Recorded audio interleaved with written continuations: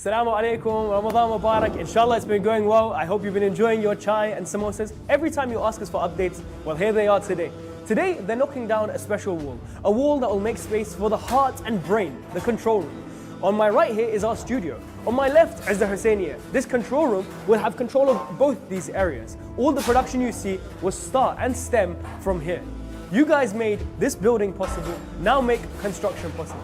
Support us by visiting www.imamhussein3.tv/HQ. Every pound and every penny matters this Ramadan.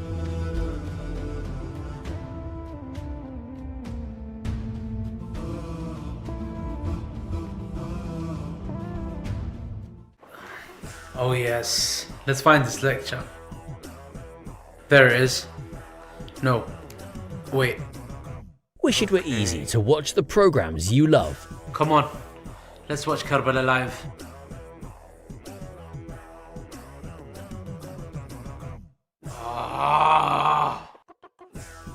Muharram lecture. Wait, what episode?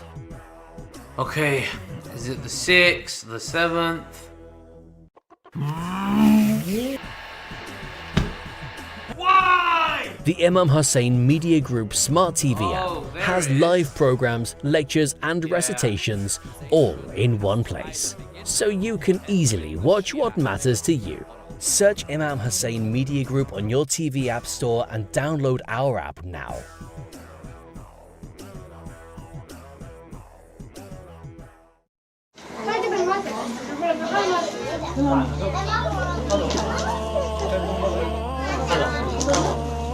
Today we are going to be attending a iftar and prepare not just food baskets this time, but also prepared meals with these orphans as inshallah one big family.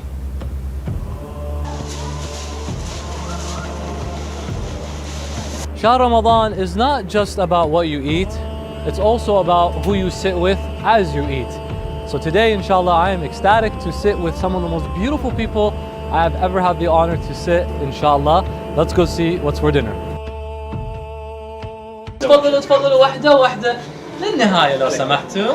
Adhan is just around the corner. We're really excited and getting ready to prepare our foods and open them up and get finally eating.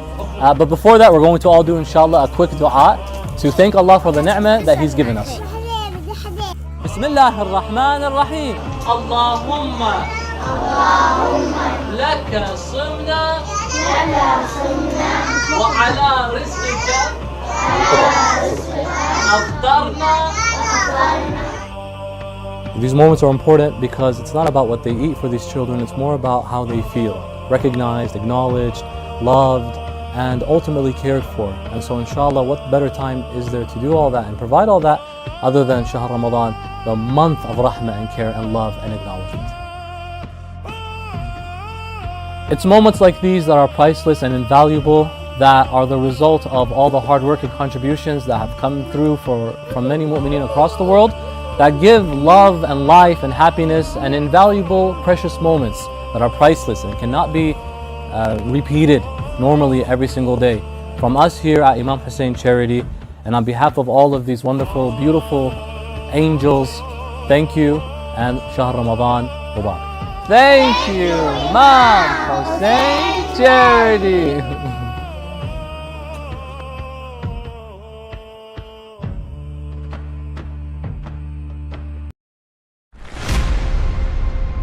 In the holy month of Ramadan, Quran is not just there for recitation. It calls the heart that feels distant, and it revives the soul in the upcoming nights. This month, we pause, we listen, we let its rhythm shape us, letter by letter, breath by breath. The Holy Quran is not just a book to be read, it's a book of revelation. To be learnt, to be taught, to be lived, to be shared. This holy month of Ramadan, reconnect with the Holy Quran, not just as a listener, but as a participant. Because the Quran calls upon us. Are we ready to answer?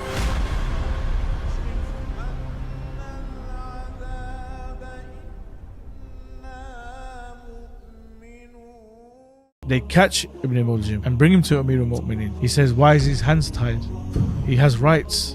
Who was Ibn Muljim and why did he specifically attack Amir al-Mu'mineen? This is a very pertinent question. She said, whenever our Prophet sallallahu alaihi wasallam enters my house, he mentioned Khadija. So talking about Khadija is Sunnatu Muhammad.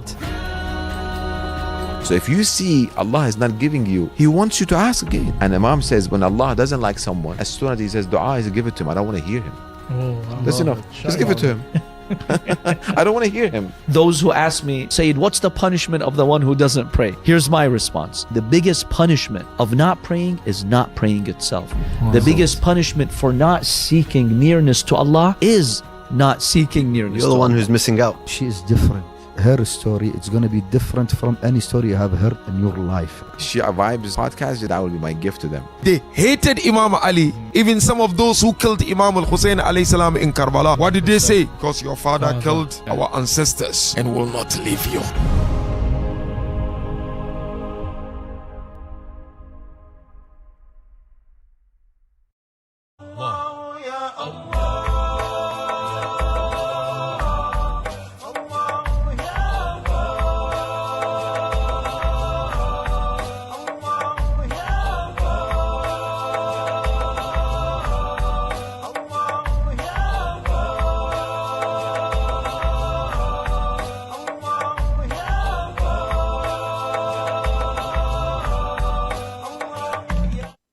Assalamu alaikum wa rahmatullahi wa barakatuh.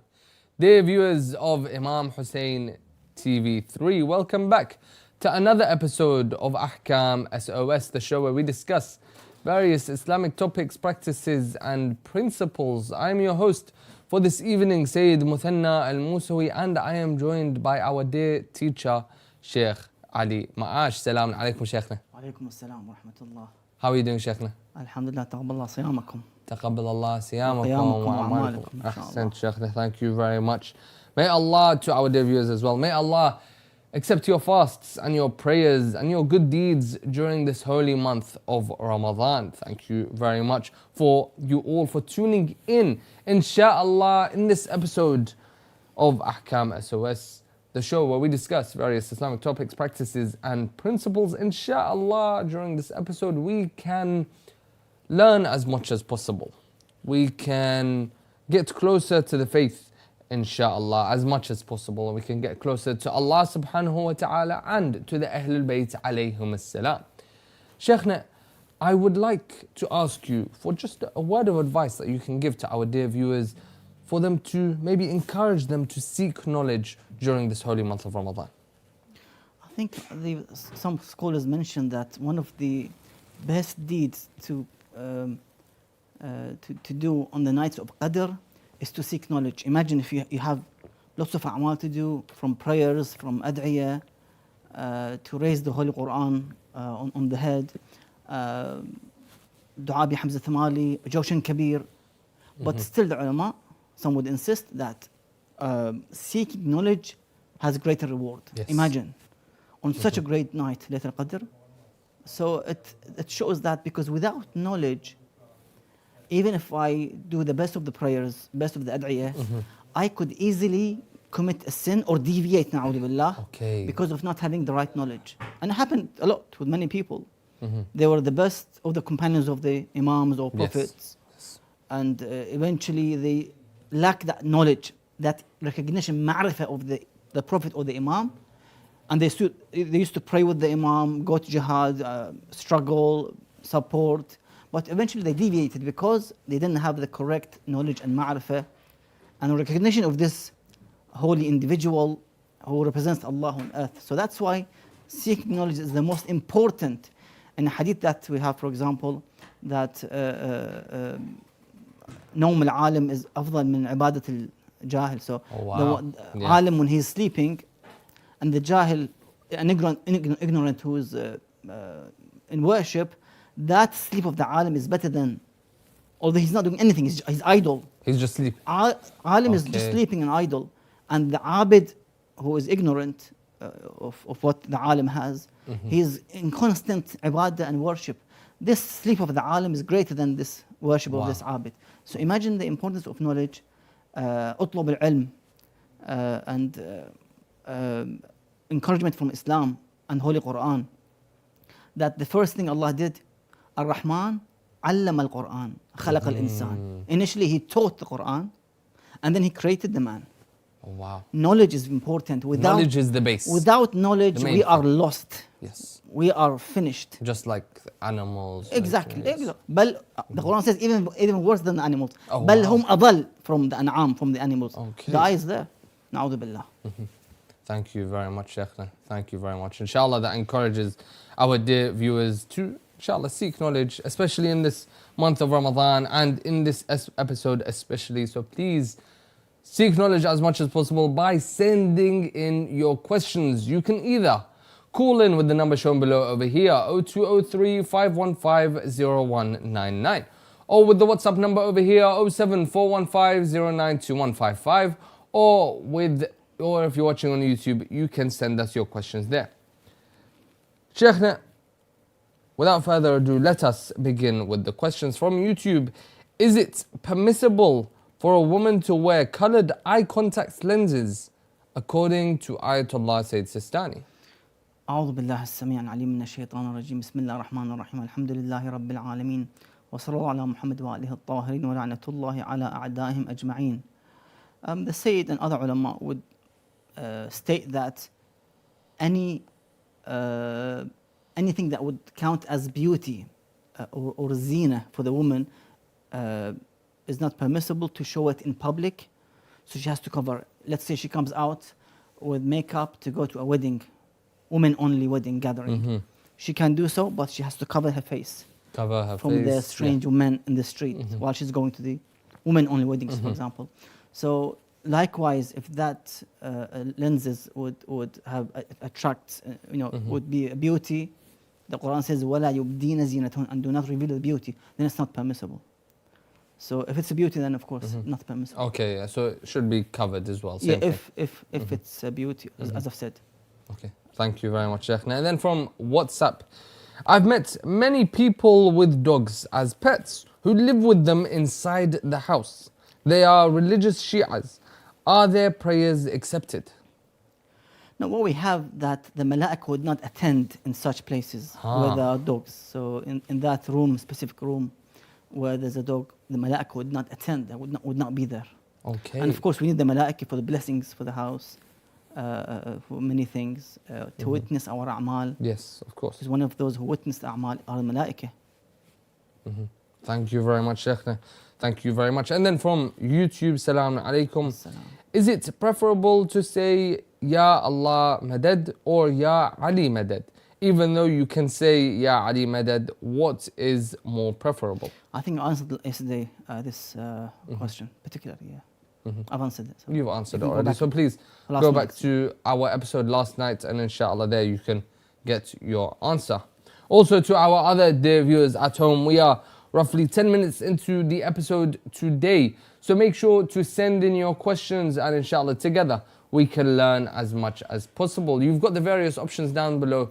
You've got YouTube and the comment section. Inshallah there you can send us your questions, and inshallah we can all learn as much as possible. Carrying on with the question, Sheikhna, from YouTube.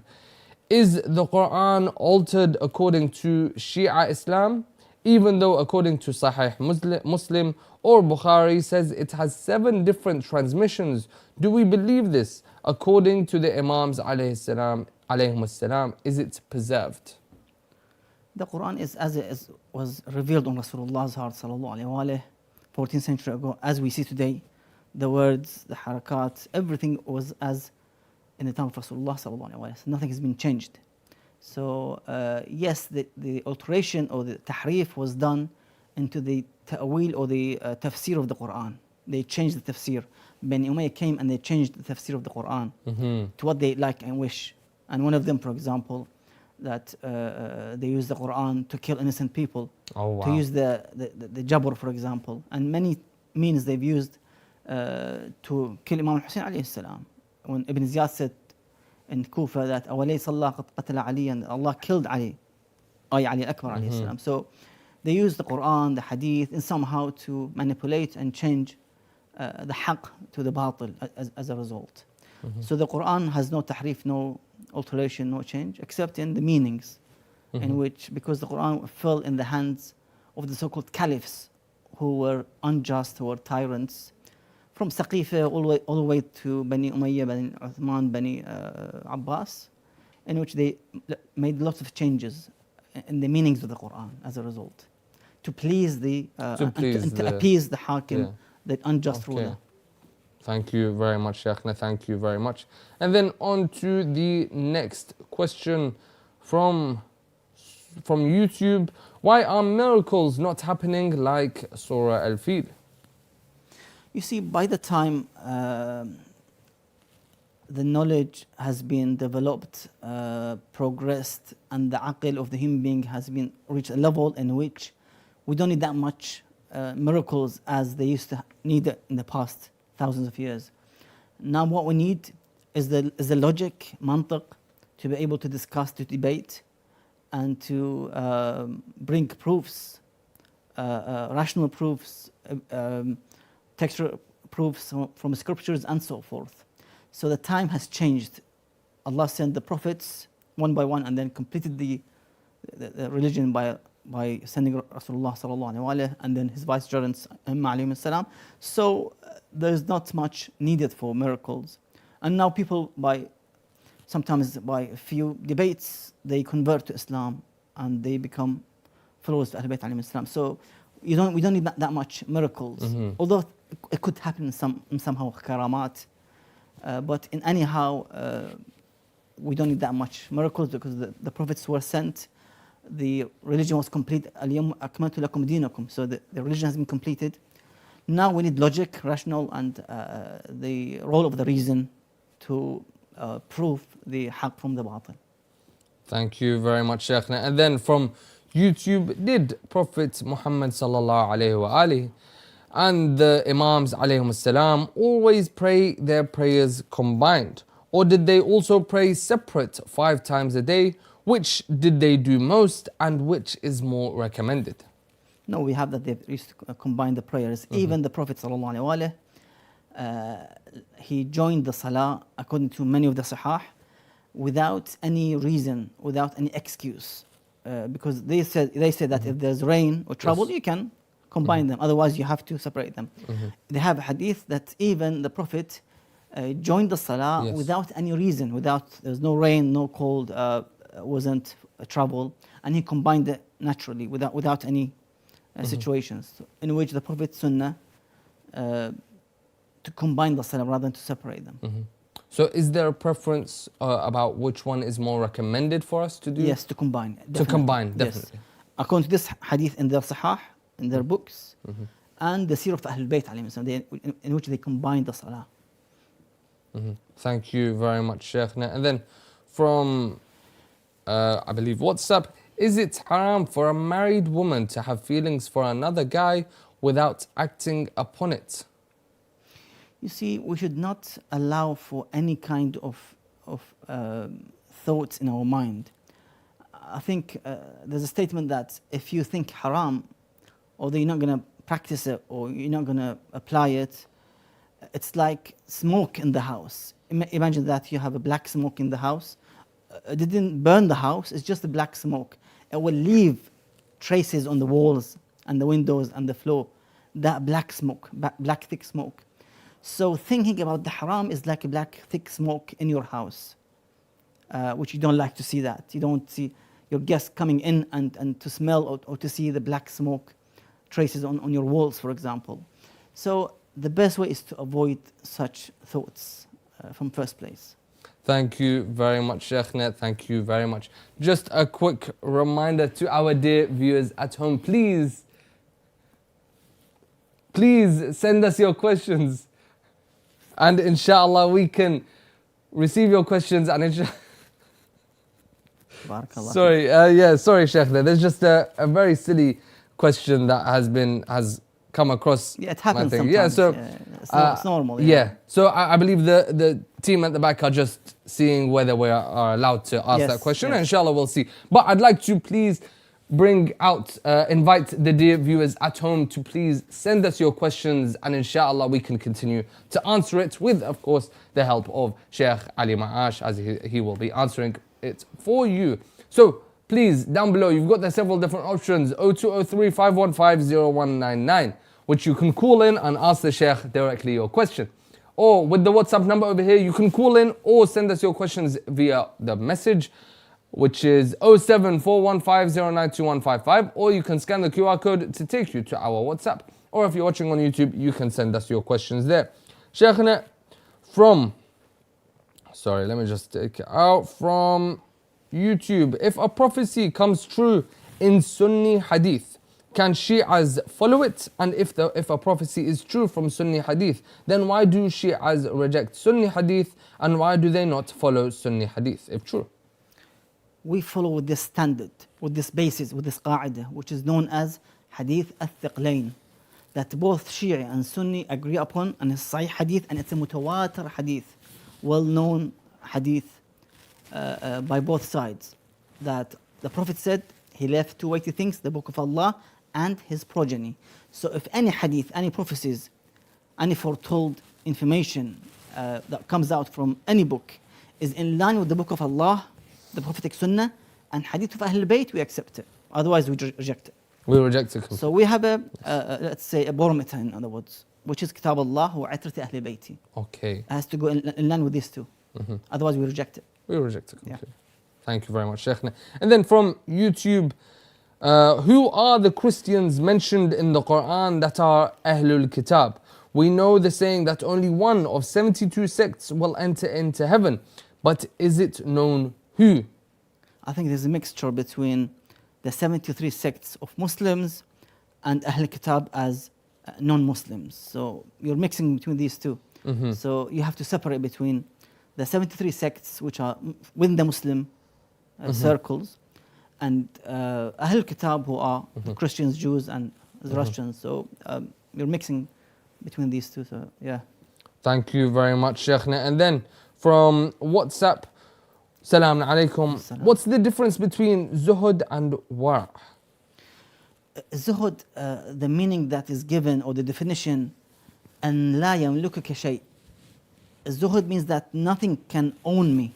You know, let's say if I buy an expensive car, a BMW, I don't know what class, so I try to protect it and somehow pay high insurance to protect it, always keep it clean, as if I am the servant of my BMW, or Porsche, or McLaren, whatever car I would buy. So I try to be at the service of the things that I own. That's not zuhud. That's against the zuhud. Zuhud means I buy things that is in my capability, in my sha'n, as they say ulama, that I can afford, in other words. And I don't really care if something happened to it. I'm not going to die. I'm not going to get, I don't know, a heart attack if they took away something from me. So I should be adi, normal. No. Without any reactions if they took something of my belongings. So that's zuhud. Wara' means is to refrain from the forbidden acts. And this is very challenging and difficult. Okay. Which the Prophet said as advice to Imam Ali alayhi salam, al-wara' and maharimillah, in this holy month. To refrain from the forbidden acts. And to refrain from any act with Allah Azza wa Jalla would discourage and don't like. It's not just haram, course, yes. It's mahkur as well. But the most important is the haram that I try to avoid in this holy month. Inshallah. Inshallah. Thank you very much, Shaykhna. And then from WhatsApp, what is allowed for a wife intimacy while they are on their monthly cycle? Of course, the Quran is very clear that do not approach them if they are in that state. Yes. Until they become purified from this state. But other acts could be allowed, you know. Now, if there's a discouragement with this regard, some I would mention. But anyhow, it's better to avoid until she is pure from this state. Of course. Yeah. Of course. Thank you, Sheikh. And then also from WhatsApp, I passed wind while praying. I redid my wudu. Do I need to change my underwear or undergarments too? No, you just have to do the wudu and pray again, the whole salah from the start. Thank you very much, Sheikh. And then also from YouTube, is it fine to cut ties with family who are evil and have been hostile for the past 15 years? The Quran states, بالحكمة والموعظة الحسنة وجادلهم بالتي أحسن. Use the right means and wisdom and good akhlaq and manners and morals. I think this era is not the era of cutting the ties with even non-Muslims. If you have somebody who is non-Muslim, you know them, unless they are nasibi, they are stubborn, that's a different story. But if there's a chance that you think they can somehow to be brought back to the right path, no, work on them. Try your best. Inshallah. Inshallah. Thank you very much, Sheikhna. And then from YouTube, can I perform tayammum or should I delay the prayers to the end of its time? No, you can't delay your prayers and do tayammum. That's disobedience to Allah Azza wa Jal. Your duty is to pray with wudu. That's the wajib. Of course. If you intentionally delay, then you committed a sin. In which you made yourself in a position that there's no time for salah, for wudu, and only there's a time for quick tayammum and salah. That's a disobedience. That's a ma'asiyah. So you have to make sure that you perform the wudu and pray. You can pray late, but you cannot leave it till the very end and then becomes wajib on you to perform the tayammum. In other words, you don't have time for wudu. Yes, of course. Sheikhna, I believe that this question was a two-part question. We just haven't got the first part of the question, so there might have been some context behind it. Please, if this was your questions, please do send us your question again fully from A to Z, and inshallah the Sheikh will be here, will be able to answer it fully for you. Sheikhna, from WhatsApp, sorry, let me just take that out. From WhatsApp, why do 12ers believe the 7th Imam is Al-Kadhim alayhi salam and not Ismail? I think we answered last night with this regard. Because Ismail died in the time of Imam Al-Kadhim and Imam Sadiq alayhi salam. So the son died before the father. So he cannot become an Imam when his father is the... And the father is the Imam. Yes, exactly. He passed away. There's no way he can be an Imam. Understood. Thank you very much, Sheikhna. And to our dear viewers at home, we will now be going for a break. But just before you do go, just wait 1 second. The Sheikh has something he would like to teach us. Sheikhna, over to you. In Dua al-Miftah, the very last part of the Dua, we ask Allah Azza wa Jal in two parts in this Dua. So in the first part, we ask Allah His Jannah, paradise, the bounties of the paradise, and then we ask to refrain us from the punishment of the hellfire. So I'll mention what to do with the bounties of the paradise. We say Allahumma birahmatika fi as-salihin fa'adkhilna. Oh Allah, enter us into the righteous one, the pious ones. Let us be with them, because when we join the salihin, the righteous ones, of course, they're going to lead us towards the paradise and not, na'udhu billah, hellfire. وَفِي عِلِّينَ فَارْفَعْنَا, and raise us towards the Alliyin. Alliyin is a high position in paradise. So raise us towards the Alliyin, that high, like a high-rise building. You know, imagine you have a mansion in the highest position in one of those towers, for example. وَبِكَأْسٍ مِّن مَّعِينٍ مِّنْ عَيْنٍ سَلْسَبِيلٍ فَاسْقِنَا, and quench us from this river or pond in which we will be quenched from the thirst.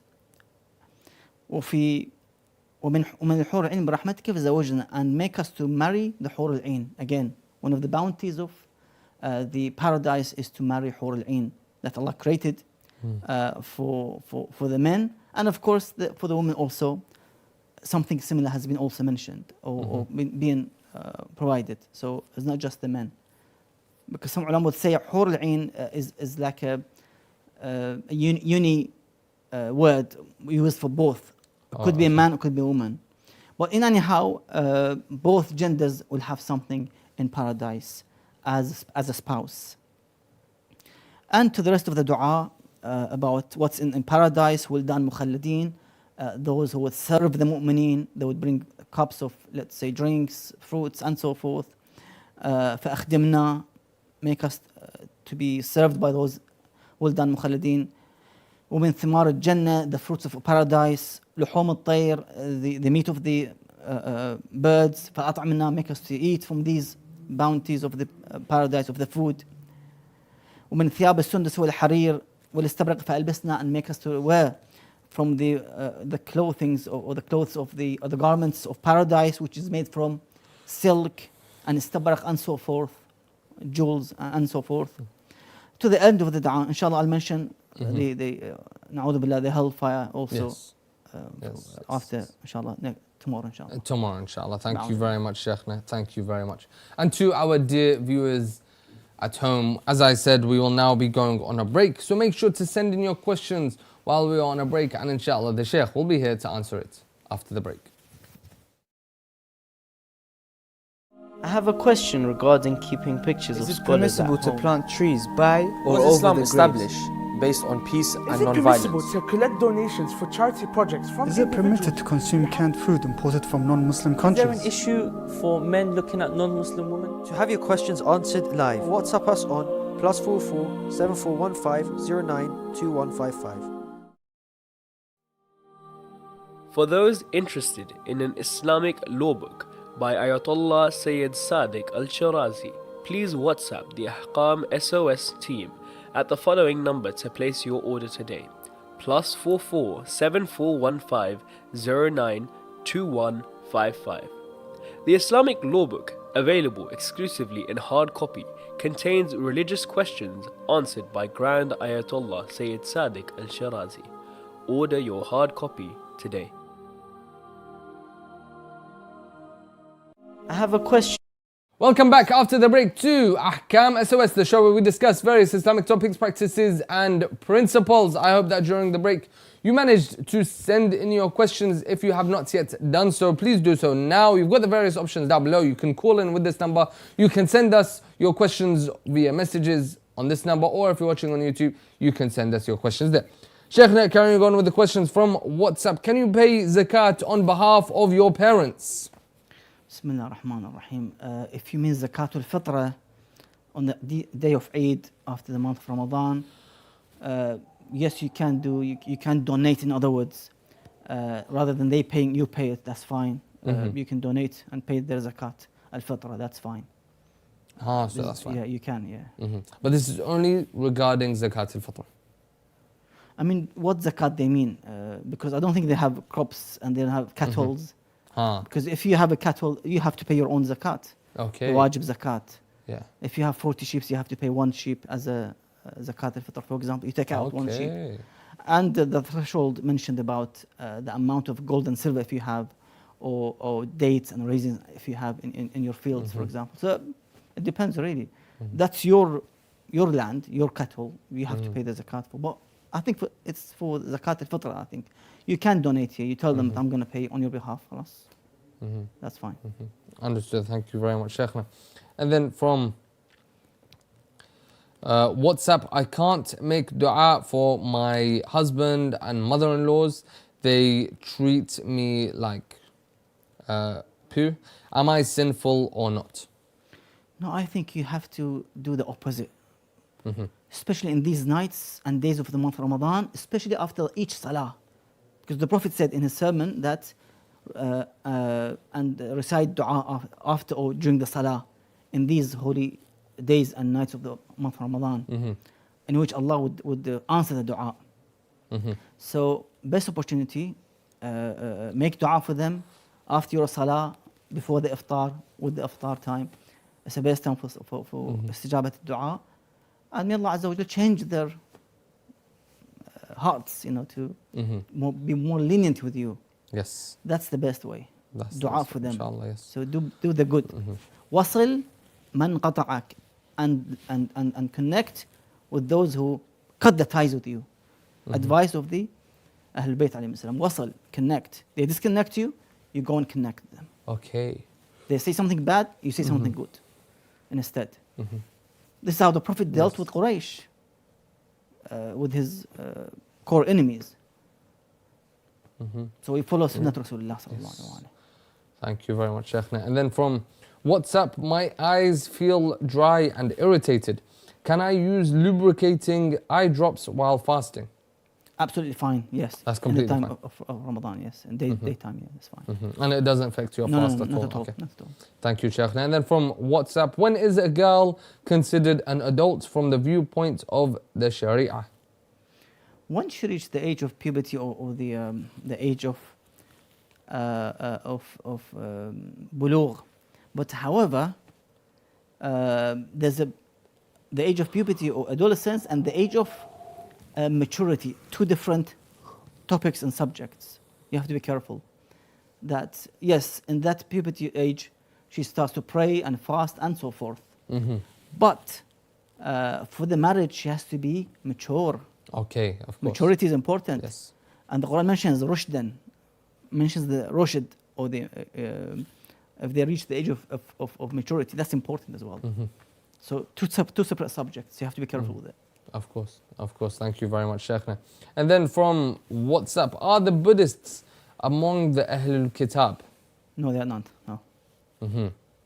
Okay, thank you very much. Shaykhna, just to clarify to our dear viewers at home, what is considered Ahlul Kitab?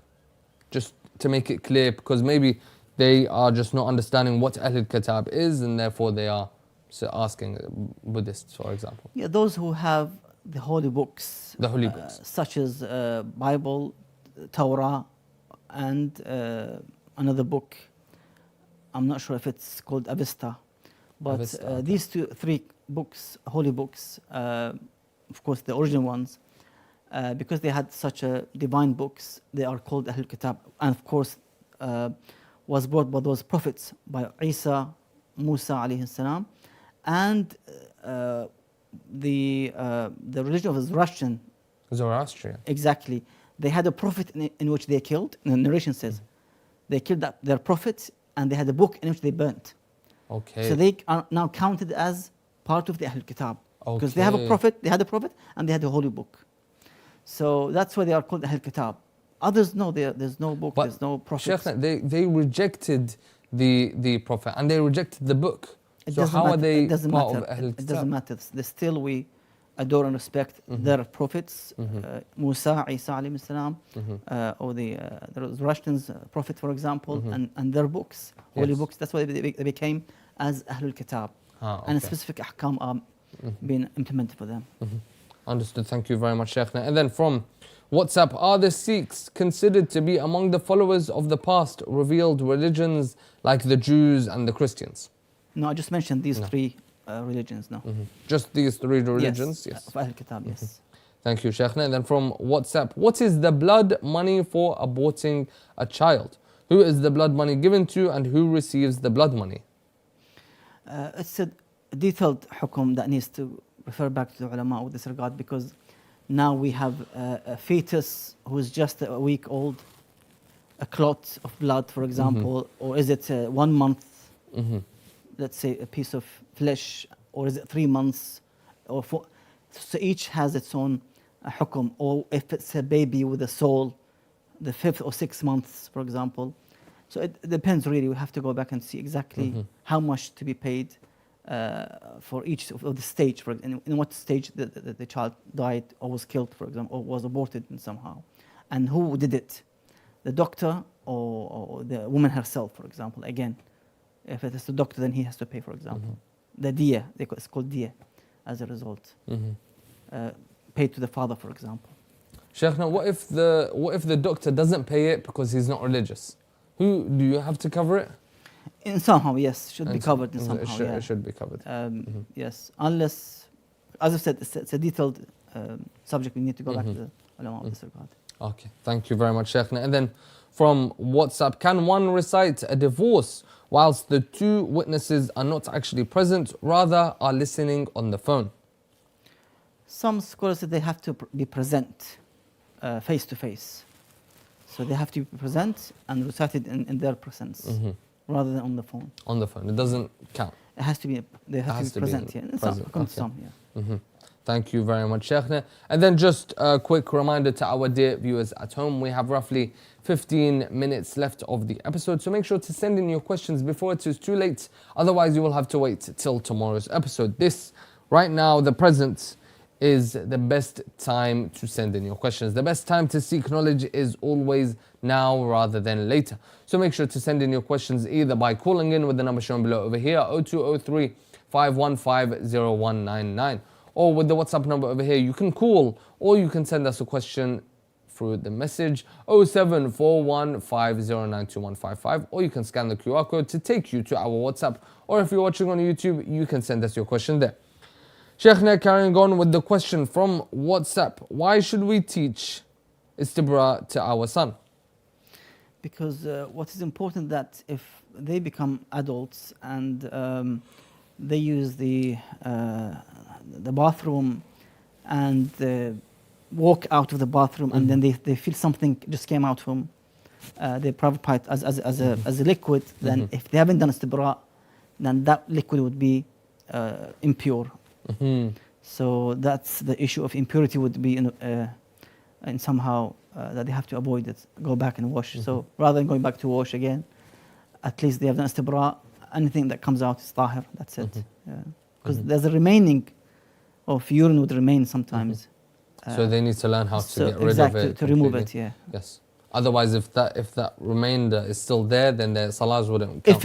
If it comes out, then of course it becomes impure and najis. And the salah wouldn't count. You can't pray with it. Thank you very much, Sheikhna. And then from YouTube, if I have a pimple or acne around my nose and it bleeds, but washing it will only risk infection that can be fatal, can I just do tayammum or wait to the end of prayer time to see if it heals?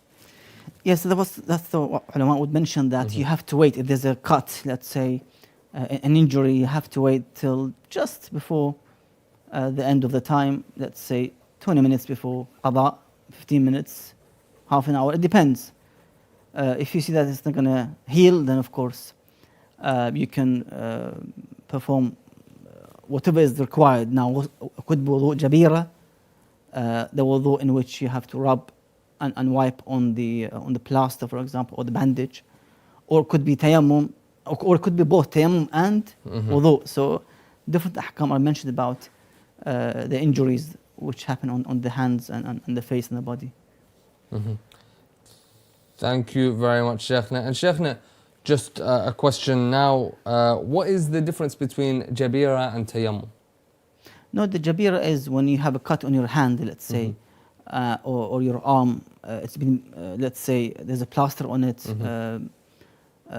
You just broke your hand, let's say, and somehow, and there's a bandage on it. In this case, you just wash. Yes, you wash your hand, but when you reach that bandage or plaster, you just gently wipe on it. That's what's known as wudu al-jabira. It's not a normal wudu, because you usually wash, but now you just have to rub on the plaster rather than wash the whole thing. That's the jabira. Tayammum is when, of course, there's no water available. You perform the tayammum instead of wudu, because there's no water, for example. Or the time is too short for wudu, otherwise it's going to be qada. You do tayammum instead of the wudu. Thank you very much, Sheikhna. And then from YouTube, do you have to do qunut in salah? Qunut is a recommended part of salah. Now almost everyone is doing it, even the ulama. So it's became part of the salah in terms of the mustahab part of the salah. So yes, we do it as a mustahab part. As a mustahab. Yeah. Okay, thank you very much, Sheikhna. And then from WhatsApp, I traveled a day in the holy month of Ramadan, and during the year I was unable to perform the qada fast. What is the kafara for delaying the qada of fast? The delay is to pay a fidya after the second Ramadan. Okay. Let's say for delaying the qada, there's a fidya to be paid for delaying the fast. And how much would it roughly be? 750 grams. 750 for delaying the qada of the month of Ramadan. And it depends on situations.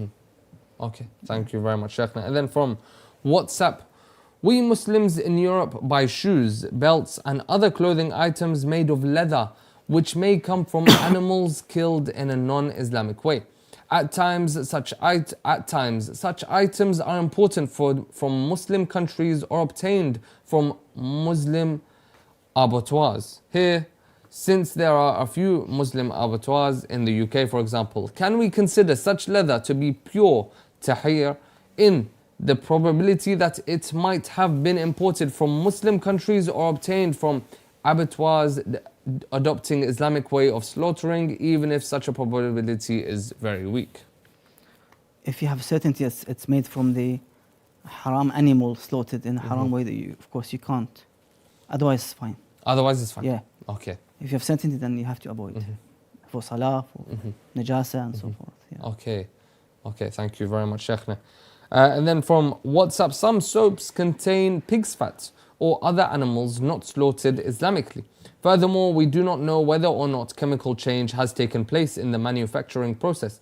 Can such soaps be considered tahir? If there are such soaps that has animal parts, of course you can't use.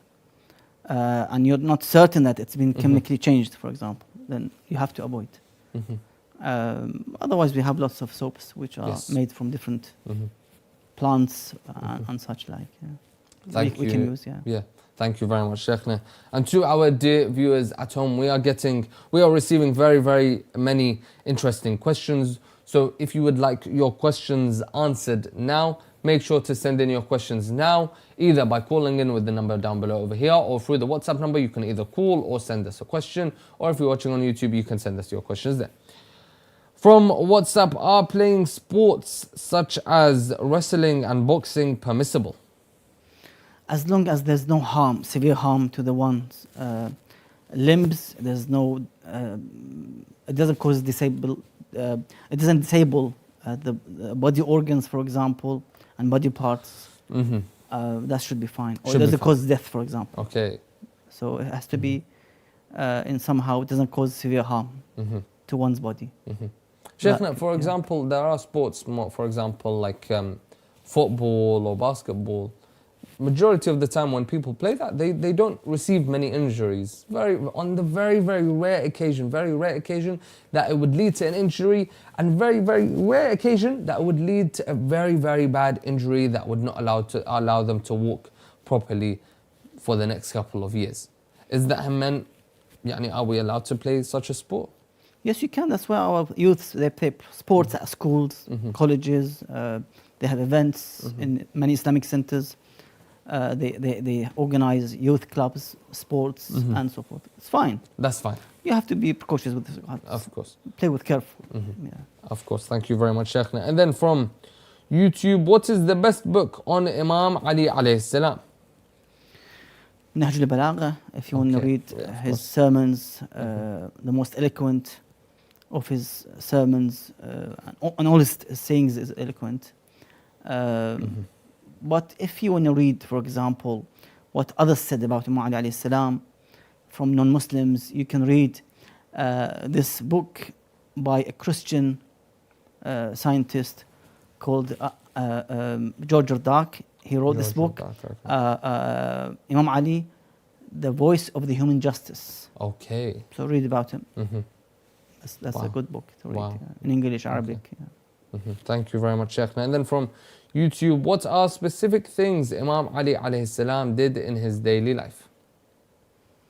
Many things. I mean, I can't remember everything. We have to go back to the books of his biography, of the hadith. But we could see that the Imam had one of the features that the Imam had in his apparent Khilafah time, that he used to sleep less and struggle in the daytime. So in the night time he would worship Allah Azza wa Jal intensely, ibadah, and sleep less. And in the daytime he would spend his time with people, paying people the zakat, the money that comes as Baytul Mal. He would spread it, teach people, give sermons, attend the battles like Siffin, Nahrawan, and so forth, to defend the Islam and the Muslims livelihoods. So he was always on the ground. That's one of the apparent and main features of the Imam alayhi salam. At night with Allah Azza wa Jal, and didn't sleep much. Daytime he would spend it with the people, within the people. He would walk in the streets and the markets of the Muslims in Kufa, and he would admonish and warn people of not cheating, not lying, not taking bribery, and so forth. So he would teach people on the ground as a hakim, as a leader, not hiding in his mansion and gives instructions. No, he would come in the streets, in the markets, and would give advice to the people. Thank you very much, Sheikhna. And then from YouTube, what should I do if my scalp has wounds spread over the area where I am supposed to perform mesh during wudu because of dandruff? I mean, dandruff, does it prevent the reach of the water to the head, for example, to the scalp? No, I don't think it does. Dandruff isn't. The main thing is that there are wounds spread over that area because of dandruff. So usually the healing process after when you get dandruff is you try to heal it with, of course there's many different things that your mother comes up with, or of course there are the shampoos that you use, but sometimes it does makes your skin on top of your head irritated and sting whenever you put water or even touch it. So if there is wounds there on the top of your head that might be bleeding or stuff or anything like that, do you still continue with your wudu as normal? I mean, you have the space, you have this, the front part of the head to wipe. So a little bit to the left, a little bit to the right. You can still wipe. So it's not, you don't have to wipe the whole hand on your whole the front of the head. It's not wajib to do so. So just a small part, if you can find a space, a pure space, and let's say a clean space on the left or the right side of the head, you still can wipe. Okay. Which is within the front part of the head. Understood. Thank you very much, Sheikhna. And then from WhatsApp, I am a married woman, 35 years old, with alhamdulillah 3 kids. My husband says that I am no longer intimate as I was before. What do you suggest? If it's an issue of an illness, sickness, you have to go back to the expert, the medical experts, to examine you, to check you with this regard. Otherwise, if it's a marital issue, then you have to go back to the experts, a mentor, someone, a coach that deals with the family disputes, maybe your local center, for example, and try to sort out this issue with the elderly individuals, experts, community leaders, and so forth. But initially, you have to be examined by the medical staff if there's a medical issue. Thank you very much, Sheikhna. Thank you very much. And to our dear viewers at home, one final request to please send in your questions. We've only got a couple minutes left of the episode, so make sure to send in your questions. You've got the various options down below. You've got, if you're watching on YouTube, you can send us your questions there. And inshallah, the Sheikh will be here to answer it. Sheikhna, from WhatsApp, what kinds of fish are we allowed to eat? Only the ones which has scales on the body of the fish, the transparent, let's say, removable skin, which is known as scales. That kind of fish we can consume. Otherwise, we can't consume the fish that has smooth, let's say, skin like dolphins and sharks. We cannot consume that kind of fishes. And the prawns as well, yes. we can consume as exception, prawns. Thank you very much, Sheikhna. And then from WhatsApp, is it haram to watch videos together as a couple to improve your marital relationship? The videos that they are referring to are, of course, those videos that you see online of intimate videos. They are not allowed. They are not allowed completely. No. Yeah. Thank you very much, Sheikhna. Thank you very much. But of course, this is all so that we can learn as much as possible. Exactly. Thank you very much, Sheikhna, for being with us today and answering all the questions. Thank you very much to our dear viewers for tuning in. This has been Ahkam SOS. I've been your host, Sayyid Muthanna Al-Musawi, and inshallah we see you in the coming episodes. Fi amanillah.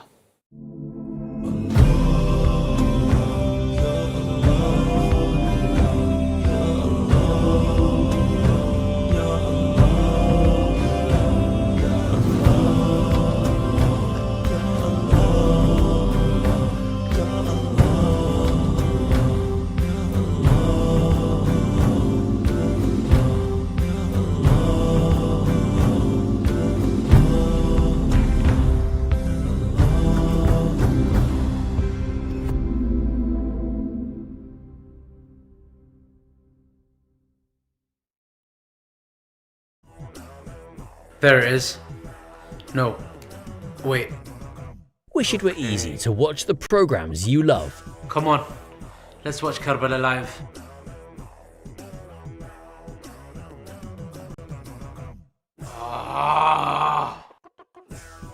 Muharram lecture. Wait, what episode? Okay, is it the 6th, the 7th? Why? The Imam Hussein Media Group Smart TV app has live programs, lectures and recitations all in one place, so you can easily watch what matters to you. Search Imam Hussein Media Group on your TV app store and download our app now.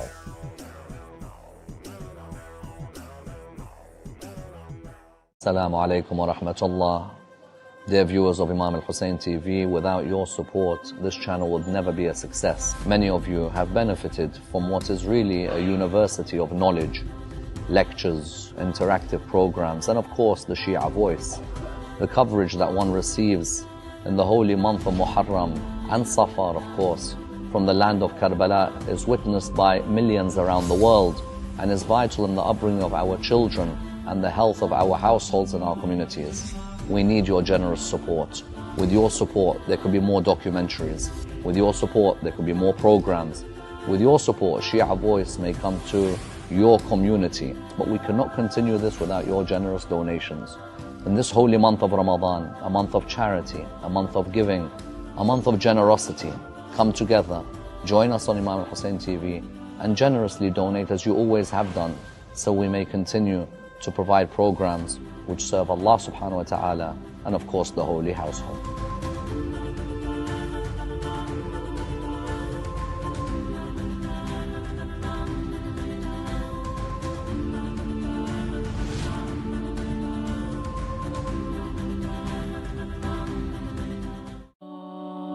السلام عليكم يا أهل بيت النبوة وموضع الرسالة ومختلف الملائكة. Jami'a means the comprehensive, the complete, the type of ziyarah that contains everything you need. In that it completes all the Imams of Ahlul Bayt, all of them are addressed. It also is fulfilling of each attribute that an Imam carries.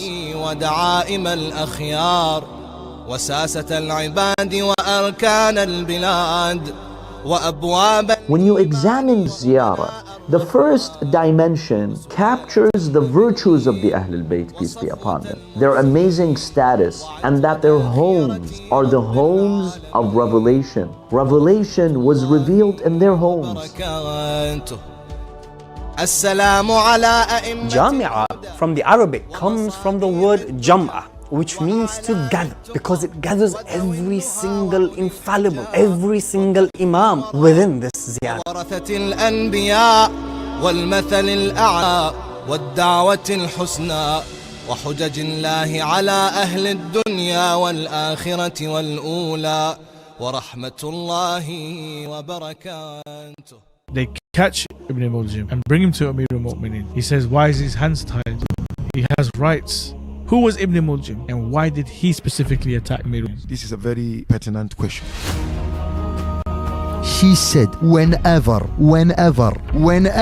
our Prophet sallallahu alaihi wasallam enters my house, he mentioned Khadija. So talking about Khadija is Sunnatu Muhammad. So if you see Allah is not giving you, He wants you to ask again. And Imam says, when Allah doesn't like someone, as soon as He says dua, He give it to him. I don't want to hear him. That's enough. Just give it to him. I don't want to hear him. Those who ask me, Sayyid, what's the punishment of the one who doesn't pray? Here's my response. The biggest punishment of not praying is not praying itself. The biggest punishment for not seeking nearness to Allah is not seeking nearness to Allah. You're the one who's missing out. She is different. Her story, it's going to be different from any story you have heard in your life. Shia Vibes podcast, that will be my gift to them. They hated Imam Ali. Even some of those who killed Imam Hussein alayhi salam in Karbala. What did they say? Because your father killed our ancestors and will not leave you.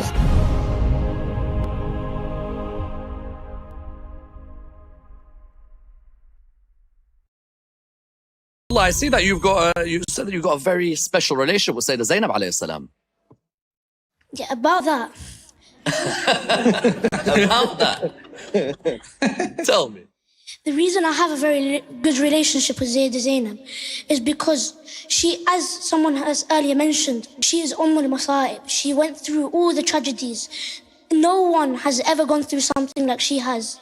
And she fought through all of it. She went through all of it. She stayed brave, especially in Karbala. She had to witness all of her family getting murdered, getting killed. She had to see all that. Yeah. She went through. She had to be brought captive, carry the whole caravan by herself with her ill brother. And then when she went to the palace of Yazid and the palace of Ubaydullah ibn Ziyad, she gave speeches that shocked the whole world. In Sham, everyone hated them until she started speaking. If I could ask Imam Hussein one question about his journey to Karbala, I would ask, how did he feel on the day of Ashura, knowing he was going to be martyred? And they were all crying. She was so tough, and she showed the world why their prodigy would survive till today and in the future. MashaAllah. Ignite hope and stamp out poverty with Imam Hussein Charity. In the holy month of Ramadan, Quran is not just there for recitation. It calls the heart that feels distant, and it revives the soul in the upcoming nights. This month, we pause, we listen, we let its rhythm shape us, letter by letter, breath by breath. The Holy Quran is not just a book to be read, it's a book of revelation. To be learnt, to be taught, to be lived, to be shared. Holy month of Ramadan, reconnect with the Holy Quran, not just as a listener, but as a participant. Because the Quran calls upon us. Are we ready to answer?